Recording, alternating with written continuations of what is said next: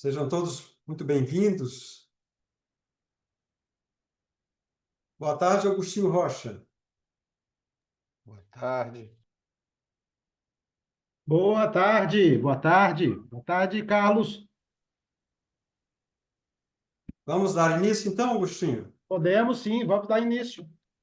Em respeito a quem já está na sala, e até para poder informar que nós manteremos, e até por conta da Lei Geral de Proteção de Dados, informar a todos que esse evento está sendo gravado, e aí, aqueles que não se sentirem confortáveis, por favor, fiquem à vontade para não estar conosco.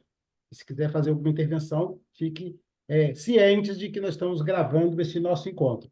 E para começar, em respeito a quem já chegou, informar que esse evento fica gravado, então depois ele vai ficar no nosso repositório, né, na nossa plataforma de produtos do Consurt, e fazer uma saudação muito especial a todos que aqui estão, e uma saudação especial a todos que ainda terão a oportunidade de ver esse produto, né?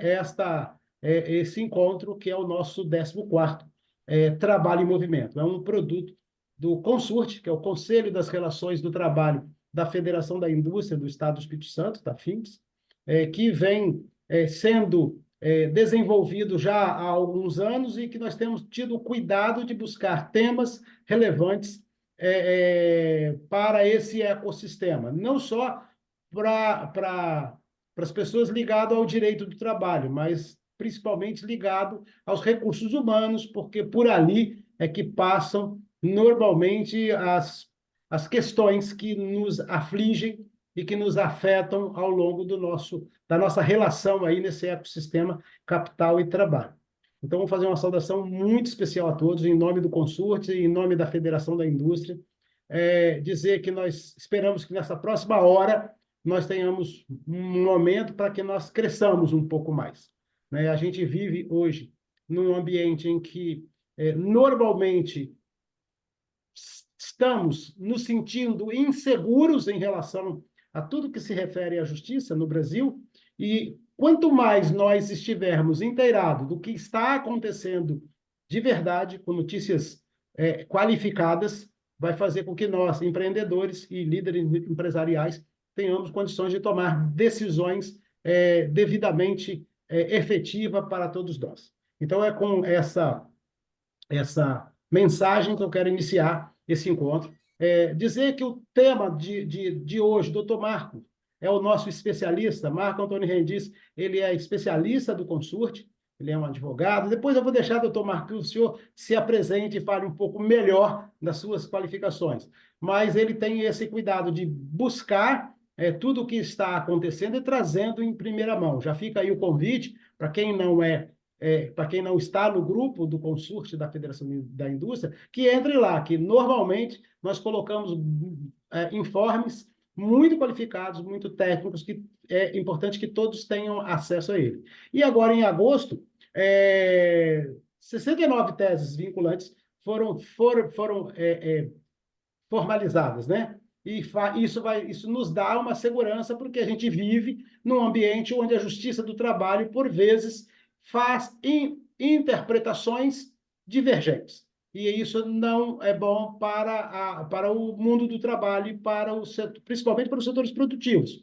Então, quando você tem uma tese dessa marcada e definida pelo Tribunal Superior do Trabalho, nós conseguimos nos sentir seguros, sabemos, aquilo que foi definido vai valer para todo mundo e no Brasil todo. Então, é isso que nós temos esse cuidado. E hoje, o doutor Marco vai trabalhar nessa próxima hora, mostrar as principais teses e daí fazer com que nós saiamos daqui um pouco mais qualificados. Nunca com a qualidade que o advogado tem, mas pelo menos tendo uma visão, mesmo que rasa, do que nós podemos fazer ou não fazer e sempre buscar. É a dica que a gente sempre deixa. Sempre busque ajuda qualificada. Se o problema é trabalhista, procure um advogado trabalhista. Se o problema é tributário, procure um advogado tributário. E por aí vai. Mas, enfim, isso aí, doutor Marco vai avançar. Então, por favor, doutor Marco, te passo a palavra e que tenhamos uma excelente hora. Muito obrigado, Agostinho. Agostinho Rocha, ele é o presidente do Conselho Temático de Relações do Trabalho. E eu sou advogado trabalhista e eu atuo na Findes como especialista de relações do trabalho, tanto de direito individual quanto de direito coletivo. Nós vamos dar início, então, vamos fazer a apresentação aqui dos nossos slides. Então, como o Agostinho falou, esse é o nosso 14º encontro, né, do Trabalho em Movimento. Trabalho em Movimento é um programa de qualificação. Qual o objetivo? Atualizar os empresários sobre importantes temas trabalhistas. Aí, é claro, nós falamos empresários, mas estamos direcionando aos gestores, ao pessoal de RH, contadores, todos aqueles que, de alguma forma, é importante ter esse conhecimento sobre esses assuntos.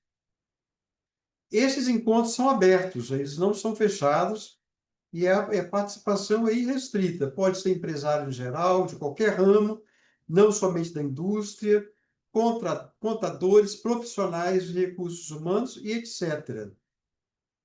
Na primeira parte do nosso encontro, nós vamos falar sobre o tema. Já na segunda parte, nós vamos responder as perguntas sobre o tema. Essas perguntas, elas podem já ser registradas lá no chat. Durante a apresentação, nós pedimos que o microfone seja desligado. E esse encontro ele é gravado e, posteriormente, ele vai ser disponibilizado na plataforma da Findes, lá no YouTube. Lembre-se, ao final, nosso trabalho de hoje, responder a pesquisa de satisfação. Essa pesquisa de satisfação, ela já está, o link já está no chat. Aí vocês poderão acessar com facilidade. Qual é o nosso assunto de hoje?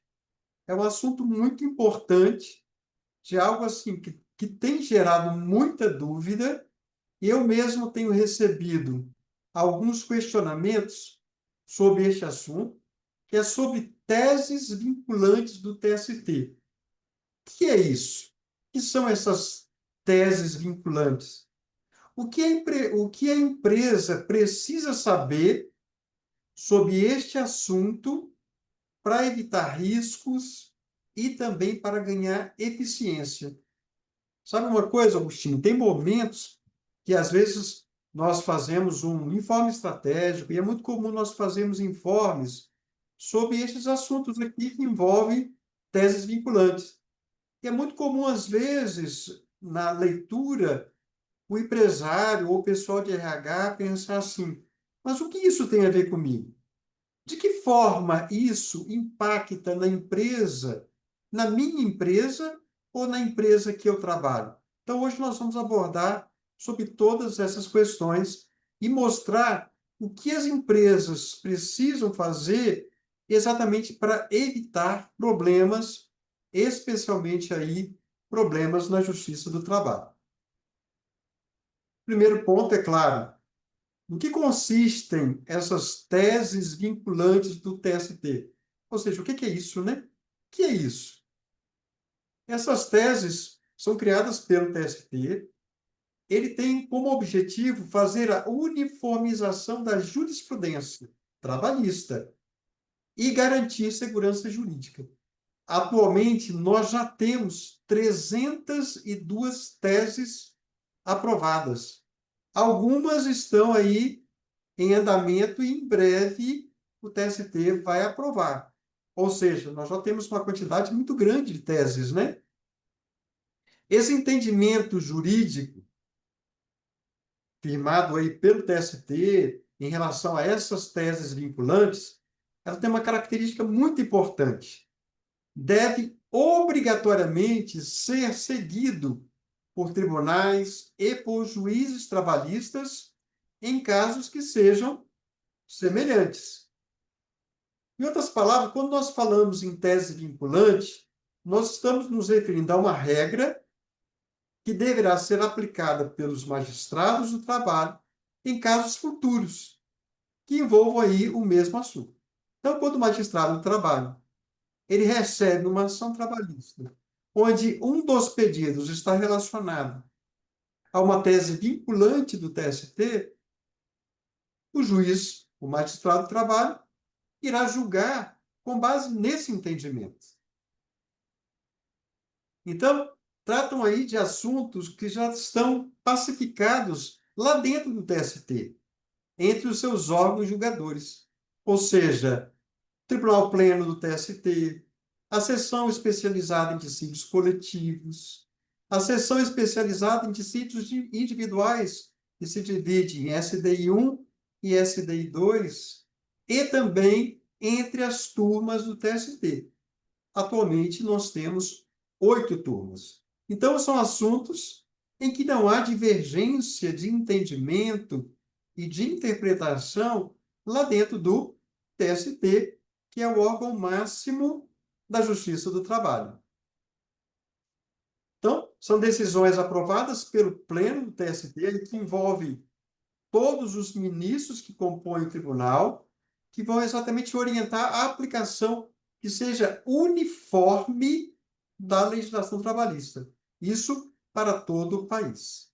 E devem, a gente sempre vai enfatizar essa questão, devem ser seguidas obrigatoriamente pelas instâncias inferiores da Justiça do Trabalho, ou seja, os juízes das varas do trabalho e os magistrados dos tribunais regionais do trabalho.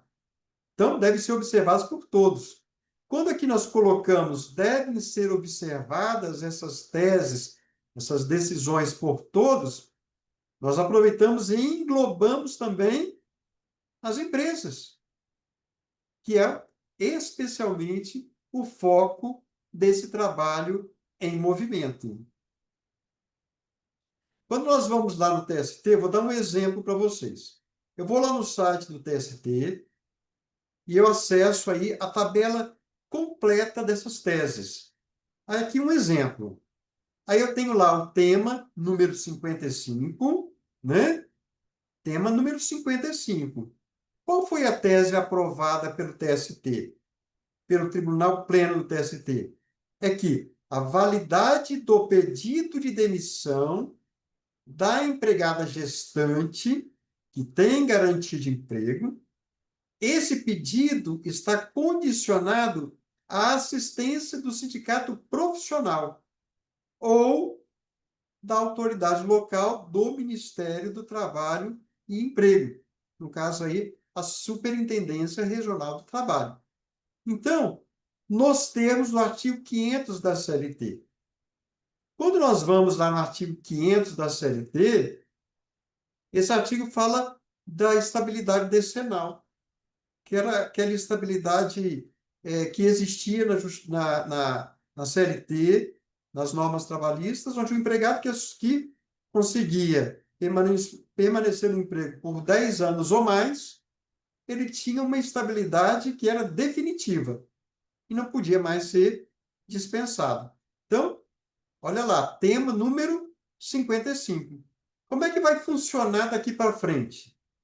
Se um juiz do trabalho chegar a uma causa trabalhista, onde está discutindo exatamente este assunto, qual assunto? Pedido de demissão de empregada gestante, onde não houve nem assistência do sindicato e nem da autoridade local do Ministério do Trabalho e Emprego. Então, o magistrado do trabalho, da vara do trabalho ou do TRT, ele vai utilizar exatamente essa tese para decidir aquela causa. Olha esse exemplo do Tribunal Regional do Trabalho da 17ª Região, que é o Estado do Espírito Santo. A desembargadora Cláudia Cardoso de Souza, que é a relatora desse processo, registrou o seguinte: sobre a estabilidade gestacional em caso de pedido de demissão, esta relatora seguia o entendimento que a ausência de homologação não afastaria a validade do ato. Ou seja, o ato não seria nulo. Isto porque o artigo 500 da CLT é direcionado a quem? aos trabalhadores que tinham a chamada estabilidade decenal. Então, ela está dizendo que ela seguia esse entendimento, onde, nesse caso, ela não via como uma exigência a homologação do pedido de demissão da gestante. Aí ela coloca, contudo, recentemente, o Pleno do TST editou tese de recurso repetitivo de efeito vinculante, de efeito obrigatório, considerando que a validade do pedido de demissão da empregada gestante está condicionada à assistência sindical, nos termos do artigo 500 da CLT. Aí observe que está em verde, ela copia a tese vinculante e ela cita tema número 55 da tabela de recursos de revista repetitivo. Aí ela completa. O caso deste processo se enquadra nesta hipótese. E, em razão disso, ela deu parcial provimento ao recurso, né, para determinar que, diante da reintegração da autora, etc., aqui esse é um exemplo para mostrar como os magistrados do trabalho irão utilizar essas teses vinculantes.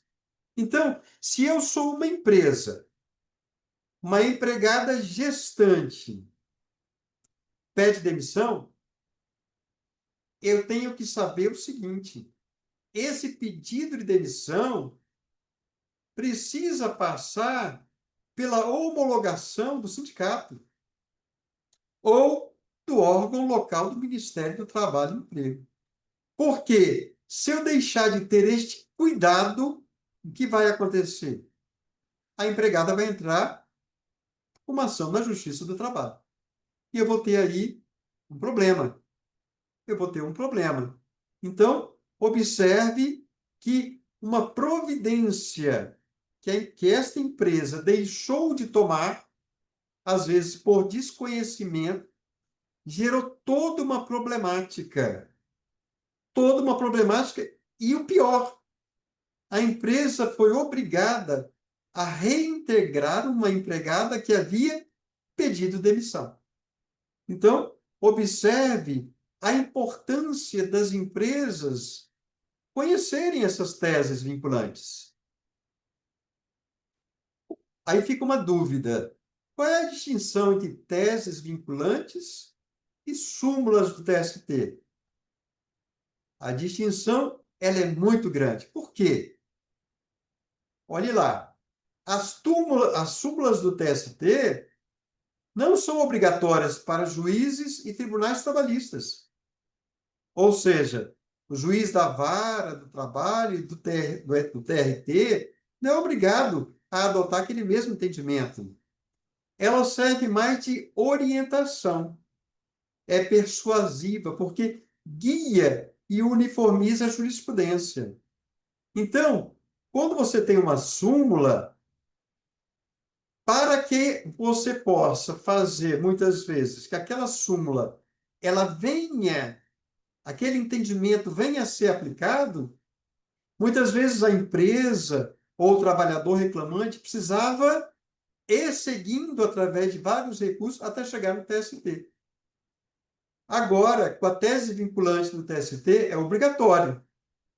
Então, vincula aí todos, vai vincular todos os magistrados do trabalho, das varas e TRTs. Ou seja, é um entendimento, é uma interpretação do TST que é obrigatória para todos. Ressalto, inclusive para as empresas. Como funciona a escolha dos assuntos das teses? Funciona da seguinte forma. Primeiro, há uma seleção pelo TST. O TST observa que tem vários recursos que chegaram lá no tribunal que tratam sobre um determinado assunto. E ele faz uma seleção destes temas. Leva esses temas para o pleno do TST, que poderá aprovar ou não. Em sendo aprovado, ao julgamento e à fixação da tese vinculante. Então, o TST aprova aquela tese e, a partir do momento em que ele aprovou, já deverá ser seguida por todos os órgãos da Justiça do Trabalho naqueles processos que se discute casos semelhantes. Qual o objetivo das teses vinculantes do TST? Olha, um dos objetivos é uniformizar a jurisprudência trabalhista. Mas eu diria que o principal objetivo é reduzir o número de ações na Justiça do Trabalho. Para vocês terem uma ideia, até junho de 2025, ou seja, até metade do ano, né? 2 milhões e quase 100 mil novos processos foram recebidos na Justiça do Trabalho. Então, o objetivo dessas teses é fazer com que esses números venham ser reduzidos. O objetivo é também promover segurança jurídica e, principalmente, vai desestimular a interposição de recursos e vai impedir que alguns recursos venham a chegar lá no TST em relação a esses temas que já foram transformados aí em teses vinculantes. Ou seja, os processos trabalhistas, eles vão ter uma vida muito mais curta, né? Mas qual é o objetivo desse trabalho em movimento? O objetivo desse trabalho em movimento é que nem exista processo na Justiça do Trabalho em relação a esses temas. É alertar as empresas sobre a importância de conhecer esses assuntos que foram deliberados pelo TST para que não dê ensejo ao ajuizamento de ações na Justiça do Trabalho. Qual o efeito jurídico da tese vinculante do TST? O efeito jurídico é que vai vincular, ou seja, vai obrigar tribunais e juízes da Justiça do Trabalho a aplicar essas teses naqueles casos que representam a mesma controvérsia, a mesma divergência, o mesmo conflito, o mesmo assunto que foi aprovado pelo TST. Quais são os impactos das teses vinculantes do TST para o Poder Judiciário? Eu diria que o principal impacto é a redução do número de ações trabalhistas, em razão aí da adoção de decisões que sejam uniformes. Qual é o impacto dessas teses para trabalhadores e também para empregadores? Traz uma maior previsibilidade para as relações do trabalho. Isso porque, com essa jurisprudência consolidada, tanto o empregador quanto o trabalhador têm mais clareza sobre seus direitos e deveres. E isso, em tese, deverá evitar litígios que sejam desnecessários. E nós sabemos que o ajuizamento de ações na Justiça do Trabalho acaba saindo muito caro para as empresas, porque muitas vezes tem que contratar advogado. Se ela perder a ação, tem que pagar honorários para o advogado da outra parte. Então, acaba sendo muito importante que as empresas observem exatamente todas essas teses que estão sendo aprovadas pelo TST. Quais são os impactos dessas teses para as empresas? Maior previsibilidade e possibilidade de ajustar suas práticas internas, conforme o previsto nas teses vinculantes. Se eu sei que um determinado assunto vai ser julgado com base num determinado entendimento, e na minha empresa nós adotamos um entendimento que seja contrário, ou seja, qual é o risco dessa empresa ter problemas? É muito grande. Olha um exemplo. No caso de falecimento de empregado, a viúva e filhos têm direito à multa do parágrafo 8º do artigo 477 da CLT? Esse daqui é um exemplo de uma tese que foi aprovada recentemente e que, por acaso, foi publicada ontem. Ela foi publicada ontem. Aliás, foi divulgada ontem pelo TST, ontem. Então, ontem não, na segunda-feira, diga-se. No caso de falecimento, a viúva e os filhos têm direito à multa, ou seja, a empresa ela não providenciou o pagamento das verbas rescisórias no prazo lá do parágrafo 6º do artigo 477, 10 dias após a extinção do contrato. Ou seja, a morte do empregado gerou ruptura do contrato e a empresa veio a pagar para a viúva as verbas rescisórias 15 dias depois. Essa viúva tem direito à multa do parágrafo 8º? Aí, digamos que essa viúva procura a empresa e fala assim: olha, eu fui orientada por um advogado de que, como vocês pagaram fora do prazo, eu tenho direito a uma multa de um salário do meu, né, do meu falecido esposo. A empresa, conhecendo as teses vinculantes, vai virar e vai dizer o seguinte: não, você não tem direito, conforme o tema 238, né? Então, o tema 238 ele é específico para esse tipo de assunto. Aí a empresa tem segurança jurídica de dizer: não, a senhora não tem direito a essa multa. Teria o seu marido, o seu esposo, se ele tivesse, se ele tivesse sido dispensado e a gente tivesse pago as verbas depois do prazo. Mas a senhora não tem direito a essa multa. Então, aqui é uma definição que traz segurança para a empresa. Se essa viúva procura a empresa, ela já tem segurança para dizer: não, não tem direito. Se não houvesse o tema 238, a viúva iria na Justiça do Trabalho, aí, de repente, o juiz da Vara do Trabalho diria não, o TRT poderia dizer sim, aí iria para o TST iria manifestar qual é a sua interpretação.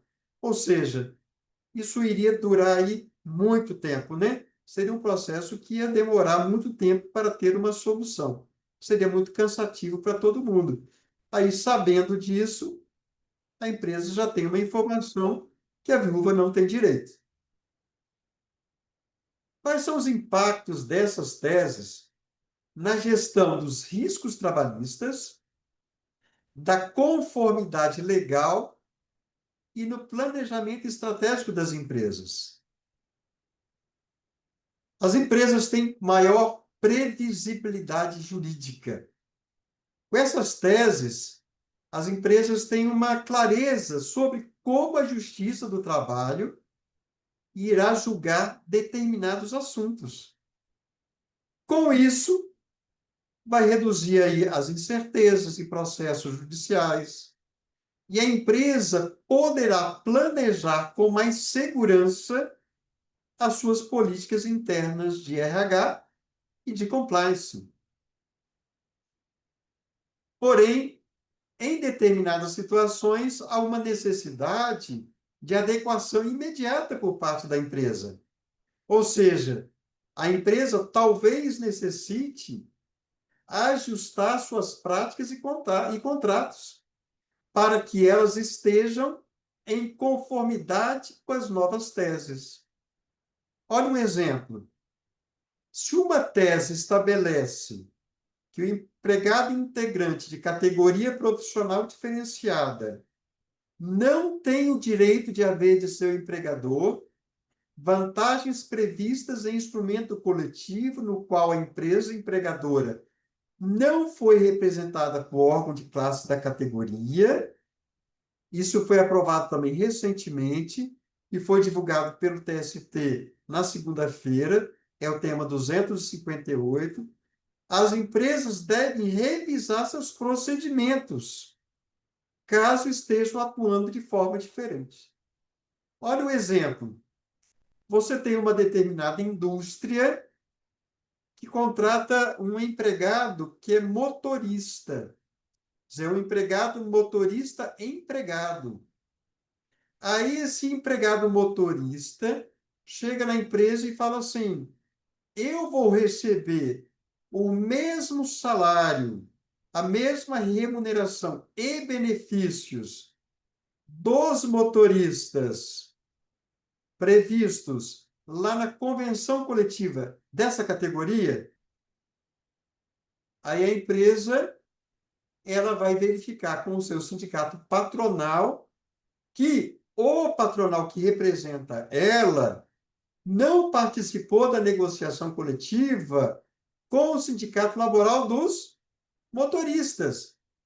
Então, ela tem segurança para dizer para ele o seguinte, ó, você não tem direito aos mesmos salários e benefícios daquela categoria, tendo em vista que o sindicato patronal que nos representa negociou com o sindicato laboral do nosso tipo de negócio e não tem, então, como nós aplicarmos a convenção coletiva da sua categoria profissional diferenciada.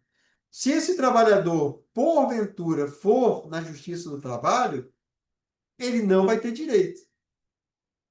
E, numa situação dessa, se a empresa contratou um motorista e está aplicando a convenção dos motoristas, ela vai ter que rever esse posicionamento, pois isso vai trazer problemas para ela.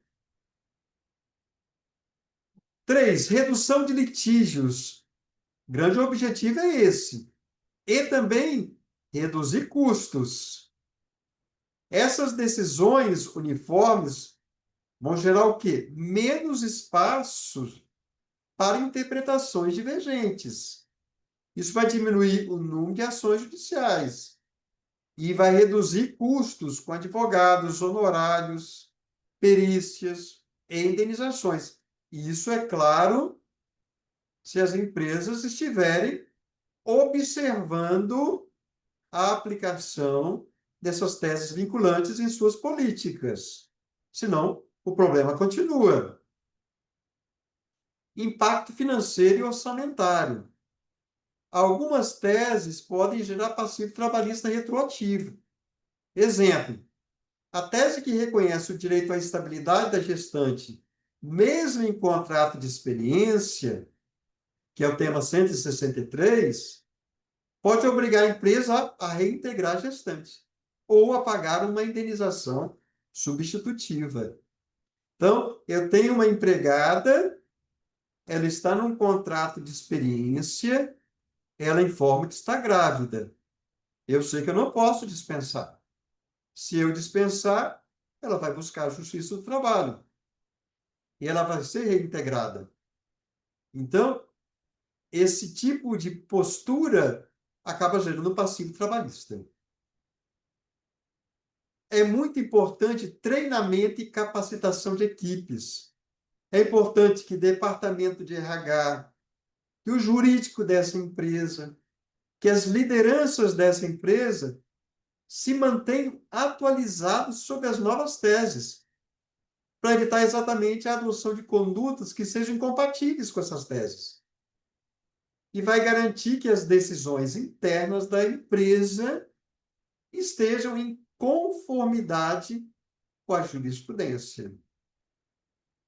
Agora vamos passar alguns exemplos de casos julgados em 2025, já com base nas teses vinculantes do TST. Então, são julgados recentes.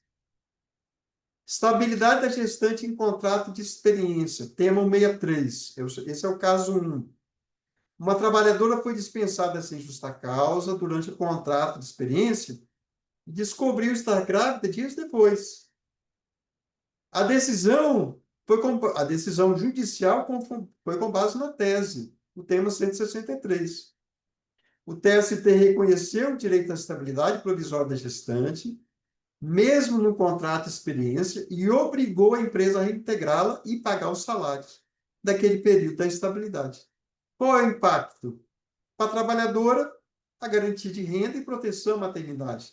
E a empresa, uma necessidade de revisar suas políticas de desligamento.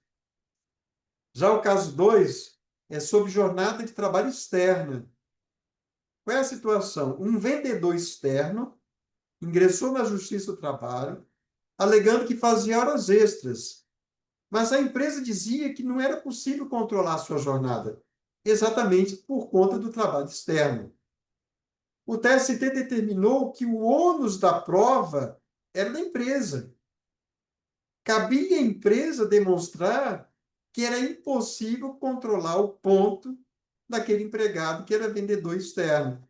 Com isso, o trabalhador teve mais chance de receber horas extras.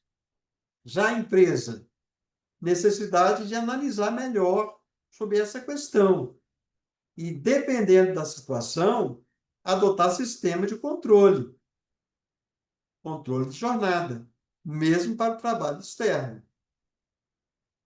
Caso 3, retenção da CTPS e dano moral, tema 192. Observem que uma falta de providência tão simples da empresa gerou um problema. Um trabalhador teve sua carteira de trabalho retida por mais de 30 dias.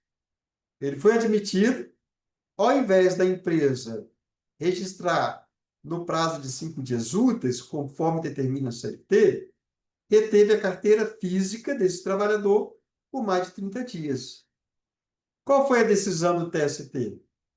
Lá no tema 192, a retenção indevida gera dano moral presumido, mesmo sem que o trabalhador venha a provar que isso gerou um prejuízo concreto. Impacto. O trabalhador tem direito à indenização sem mesmo nem precisar provar que houve um prejuízo. Já a empresa segurou a carteira, risco de condenação por práticas administrativas negligentes, né? Falta de um cuidado muito simples.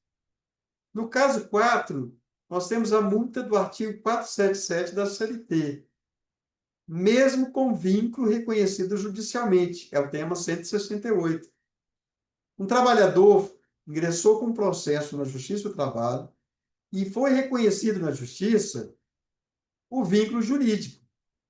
Quer dizer, foi reconhecido que ele era empregado daquela empresa e que deveria ter sido feito o registro do seu contrato de trabalho. E ele pediu a multa por atraso no pagamento das verbas rescisórias. Qual foi a decisão do TST? A multa é devida, salvo se a empresa comprovar que o atraso foi causado pelo próprio trabalhador.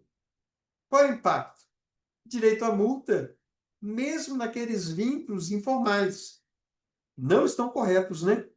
Não é correto uma empresa contratar um trabalhador sem ter o vínculo formalizado. Isso não é correto.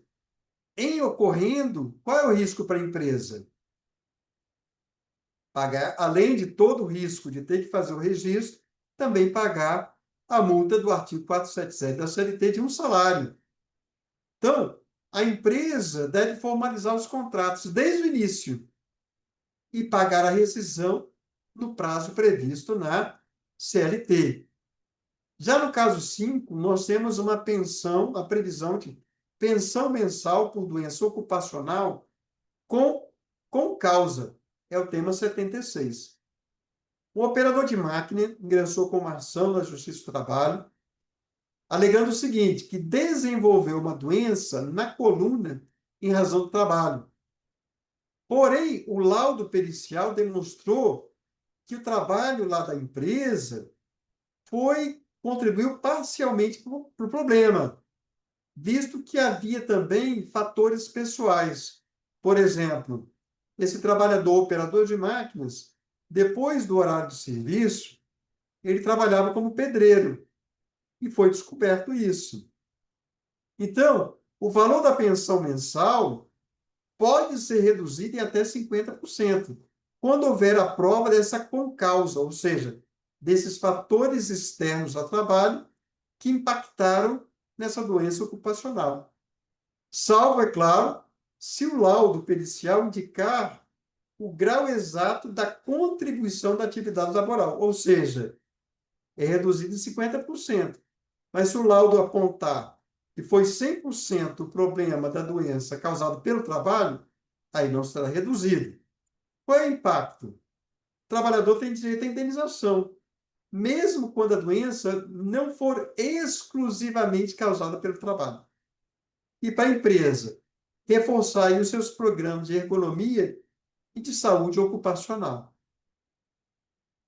Quando nós vamos lá no site do TST, aí, às vezes, muitas vezes, a empresa pergunta assim, mas onde é que eu vou encontrar lá no site do TST essas teses vinculantes? Ali eu tenho jurisprudência, eu vou clicar e eu vou procurar lá incidentes de recursos repetitivos e vou clicar. Aí vai aparecer essa tela.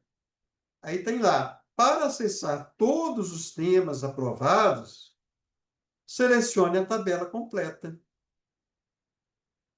Aí vai aparecer a tabela e tem a informação da última atualização. A última atualização da tabela foi agora em 26 de agosto de 2025. Então, se eu quero acessar a tabela completa, aqui eu coloquei um código, um QR Code, para que a pessoa que apontar a tela do celular, ela já vai direto lá na tabela completa aí de todas as teses vinculantes que já foram aprovadas pelo TST e também aquelas que ainda estão sobre análise, né? Aí eu quero saber o que vem pela frente. Tem mais algumas que estão vindo aí. Como o nosso presidente Agostinho falou, recentemente mais de 60 foram aprovados. Mais de 60. Se não me engano, foi 68, 69, uma coisa assim. Foram mais de 60. Foram aprovados recentemente. E outros vão ser aprovados em breve. Então, Marco Antônio, eu gostaria de ter acesso aos informes estratégicos do Consurte. Esse grupo de WhatsApp é fechado? Não, não é fechado. Esse grupo é aberto. Se você apontar a tela do seu celular, você vai acessar o grupo, você entra automaticamente. Aí eu tenho, Agostinho, uma boa notícia. Está para ser publicada pela Findes um novo informe estratégico, onde nós falamos sobre 40 novas teses. Nós trouxemos aquelas mais importantes para as empresas. Recentes, tá, Agostinho? Esse não é o primeiro informe sobre esse assunto, não. Este assunto é sobre essas que entraram agora, no dia 26. Então, nós estamos falando sobre 40 teses e estamos também explicando para as empresas como isso vai impactar, para que elas possam entender qual o impacto de cada uma daquelas teses. Aí a empresa pode ficar mais atenta, né? E se ela estiver adotando alguma prática que seja contrária àquela tese, né? Ela tem que rever. Aí, às vezes, a pessoa vai me perguntar assim, Agostinho, alterar as teses vinculantes pode acontecer? Pode acontecer. Mas eu vou dizer o seguinte, não vai ser um procedimento fácil, não.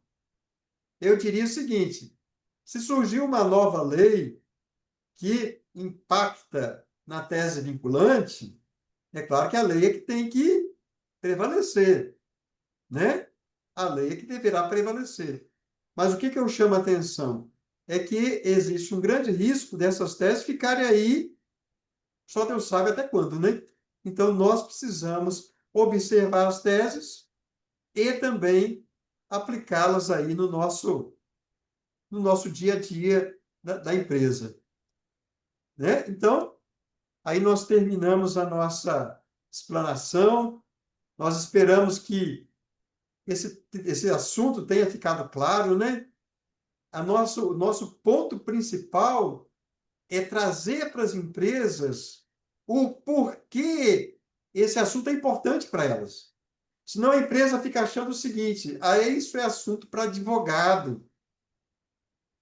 Isso é assunto que está longe de mim, não está longe de você, não. Esse assunto está pertinho de você. Então, nós precisamos conhecer e adotar, aplicar essas teses. Deixa eu verificar se nós temos Tem no aqui. chat aí, doutor Marco. Doutor Marco, tem já Oi? tem uns questionamentos aí no chat e Você quer ler gostaria, para se mim, for quiser, Agostinho? fique à vontade para olhar no chat aí e já responder. Estou vendo aqui o Carlos Vasquez fez aí uma observação na empresa dele e eu acho que é bacana a gente dirimir essa dúvida dele aí, que pode ser dúvida dos demais, né? Tá perfeito. Aproveitar, Agostinho, agradecer ao Jonathan, que deu boa noite, o Castro também, que deu boa noite, Castro Magno Advogados, a Jussara Guimarães, colocou os informes, são excelentes. Muito obrigado, Jussara, nós agradecemos. O Vasques Não, Castro, Vasquez, estou vendo isso. ali, está É com, Carlos, tá com a Carlos tela Vasques, aberta, Carlos né? Carlos Vasques. Vasquez. Carlos Vasques. Obrigado, Carlos, pela pergunta. Não, eu que agradeço. A nossa força de trabalho, nós somos em torno aí de 60 pessoas e trabalhamos espalhados pelo Brasil, em trabalho cada um da sua casa, né? E tem muitos jovens. E a gente trabalha com ponto. Você comentou a questão do vendedor externo, né? Nós trabalhamos com Sim, pontos. Nós temos uma solução de ponto, né? Temos um acordo, quando a pessoa é contratada, né, como empregado, da necessidade desse ponto, com horários, né? Mas o que acontece? Existem indivíduos que simplesmente se recusam a bater o ponto. E eu não posso mandá-los embora, porque eu preciso deles. Então, numa circunstância como essa, que eu estou oferecendo os mecanismos para a pessoa bater o ponto, né? Numa circunstância como essa, o que que eu posso fazer, né? então, Carlos, olha que coisa interessante. Você está buscando exatamente andar conforme a lei, né? Na Você está verdade, buscando eu andar não sou conforme a lei. obrigado, né? Como todos têm trabalho remoto, a gente não teria obrigação, né, de ter ponto. Mas é uma medida protetiva que eu vejo. É um zelo a mais, Sim, né, Carlos, que você está buscando ter, né? é um cuidado. É um Então, cuidado. nesse caso aí, Carlos, se uma empresa adota uma norma, via de regra, é obrigatório que o empregado siga essa regra. Você falou de registro de ponto.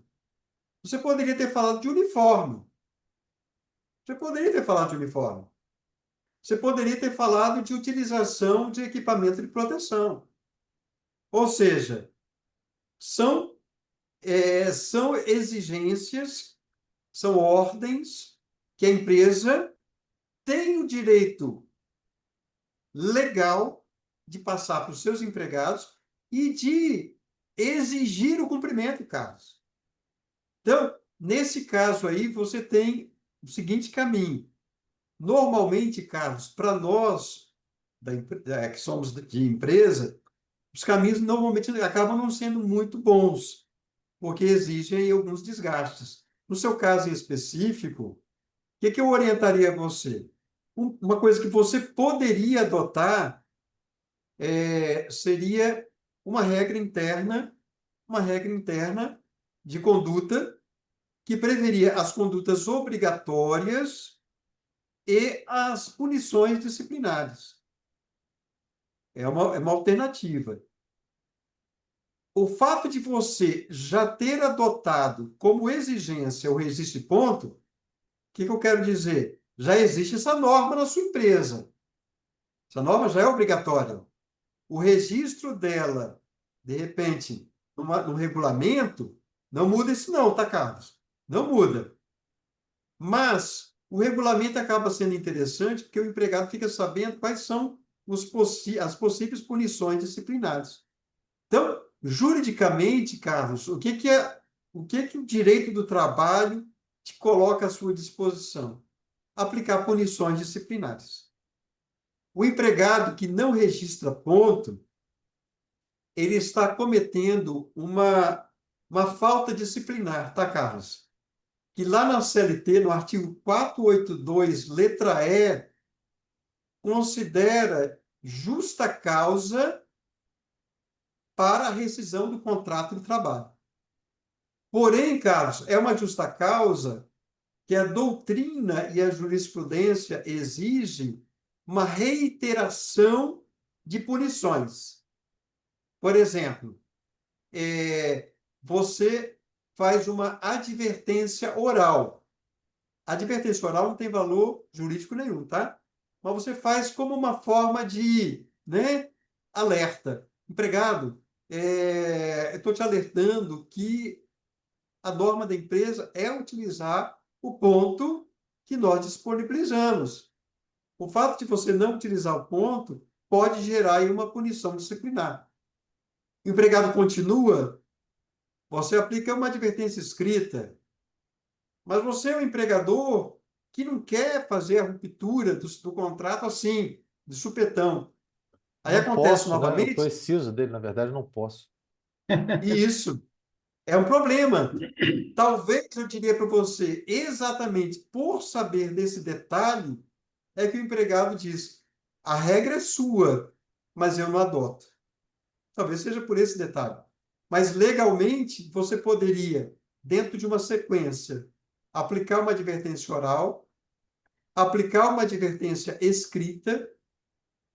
Se você quiser reafirmar mais ainda isso, aplicar uma segunda advertência escrita, aplicar uma suspensão disciplinar, suspender o trabalho dele durante uma determinada quantidade de dias, que não pode ser superior a 30 dias, e, em último caso, você teria a permissão de dispensar esse empregado por justa causa, com fundamento na linha E do artigo 482 da CLT, que é Muito obrigado, desídia no doutor. desempenho das funções. Então, Muito obrigado. esse é o caminho legal que eu diria para você, Carlos. Legal. Doutor Marco, tem uma outra questão que Oi? eu estou vendo aí, ó, da Adriana, que ela está perguntando quando uma gestante pode ser desligada e quais os males de uma justa causa em uma gestante. Mas antes de você partir para essa resposta, só fazer aqui uma observação, por conta do quórum que ainda temos, dizer que nós temos uma novidade nos nossos boletins, que vocês já devem ter percebido, que agora ele está em áudio. Foi algo que foi pedido pelos líderes empresariais da federação e foi sugerido nas nossas reuniões de conselho, e nós finalmente conseguimos uma IA, né, que dá conta de pegar os nossos boletins e transformá-los em áudio. Isso facilita muito, que às vezes você está vindo de casa, do trabalho para casa, pega um boletim, coloca no carro, você vai dar para vir ouvindo e, opa, se for alguma coisa mais profunda, você vai lá, consulta o que está escrito, mas você vai ver em áudio que vai estar o que estava no boletim. Então, isso é uma novidade que eu quero aproveitar o quórum para poder fazer esse registro, que foi uma conquista, e que sugiro que vocês recomendem, repassem os boletins, porque vale muito a pena. Doutor Marco, fica à vontade agora para responder a Adriana. Então, antes de passar para a Adriana, eu estou vendo aqui que o Eduardo Poser, ele pediu assim que ele gostaria de ter acesso a esse conteúdo para apresentar no RH. Eduardo, nós estamos, esse encontro ele é gravado e vai ser disponibilizado depois no YouTube. Se isso não for suficiente para você, e você quiser receber a minha apresentação em PDF, é só você deixar eu vou E-mail. até anotar o seu nome aqui, vou anotar o seu nome, porque na hora que você fizer a avaliação do nosso encontro, lá vai pedir o seu e-mail. Aí eu mando para o seu e-mail esse material em PDF, certo? Agora, Augustinho, gestante não pode ser dispensada, né? É verdade, é a questão aí da Esse, Adriana. esse daí é o ponto-chave. A garantia é uma garantia de emprego que visa aí ao objetivo em relação aos direitos aí, em relação à questão que envolve o nascituro, o bebê. Quer dizer, em relação é um cuidado maior em relação ao bebê. Se Uhum, você dispensar uma mulher que está grávida, isso daí já era um grande problema para ela, naquele período, que já é um período que não é muito fácil para a mulher. Então, assim, o que nós poderíamos orientar? Ó, se você tem uma empregada, você não está satisfeito com ela e ela está grávida, o que você tem que fazer? Você tem que esperar passar esse período da gravidez. A partir do momento em que ela tiver o bebê, ela tem garantido emprego ainda 5 meses após o parto. Lembrando que ela vai ter que receber o salário maternidade, né, durante 120 uhum. dias, e durante 5 meses após o parto, ela tem garantido emprego, ou seja, quando ela voltar da licença maternidade, ela tem mais um mês de emprego garantido. Porém, você também tem que observar se para a sua categoria o instrumento coletivo não amplia essa garantia de emprego. Você pode ser surpreendida. Mas, basicamente, é isso daí que tem que ser observado. Vamos ver aqui. Agradeço aí aos comentários que foram colocados. O Carlos colocou assim: pedi um documento formalizando que o funcionário não quer, apesar de estar disponível. Eu não posso mandar ele embora, pelo menos tem um papel dizendo que ele não quer, né? Digamos assim, isso daí é um cuidado que você está procurando fazer. Agora, eu te pergunto, a convenção coletiva da sua categoria prevê alguma coisa sobre isso, Carlos? Ou não fala nada sobre isso? Nós temos no nosso contrato de trabalho, né, especificado a condição do trabalho remoto, as obrigações quanto a cada um providenciar os seus recursos, o ponto, o horário, está tudo lá, né?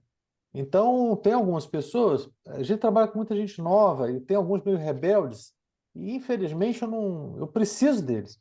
Então, o que eu busco fazer é ter um documento, né, dizendo, olha, eu reconheço deles, né? Eu tenho esse instrumento, eu sei que ele está disponível, mas eu não quero, né? Então, dadas as Uma circunstâncias, é o que eu consigo fazer, né? É uma Eu forma, diria para Carlos, de se proteger, né? Que você, pelo menos, você tem um registro, uma evidência de que foi tomada uma providência. Eu acho que é isso. Exatamente. eu diria o seguinte: é uma providência. O ponto importante dessa providência é fazer com que o empregado perceba a responsabilidade dele. Agora, na Justiça do Trabalho, Carlos, documentos feitos por empregados muitas vezes são questionados pelos próprios empregados. Uhum. Eles chegam na Justiça depois e alegam que foram obrigados a fazer, que, sei lá, eles colocam, principalmente no seu caso, se você está colocando o registro de ponto e ele estiver trabalhando muitas horas, depois ele pode falar: eu fiz horas extras, não tinha folha de ponto, não tinha registro de ponto, fui obrigado a assinar um documento. Sei lá, as pessoas inventam de tudo. É Aí, verdade. Carlos, assim, por mais que você esteja certo, documentado, só de ter um processo na justiça já é É uma dor uma de dor de cabeça. cabeça, Sem verdade. E dúvida. já tem um custo. A Sem Adriana dúvida. pergunta assim: quando pode ser desligada? Eu falei, quais os males de uma justa causa em gestante? Então, Adriana, agora você perguntou sobre justa causa. Justa causa em gestante pode ser aplicada, tá, Adriana? Pode ser aplicada.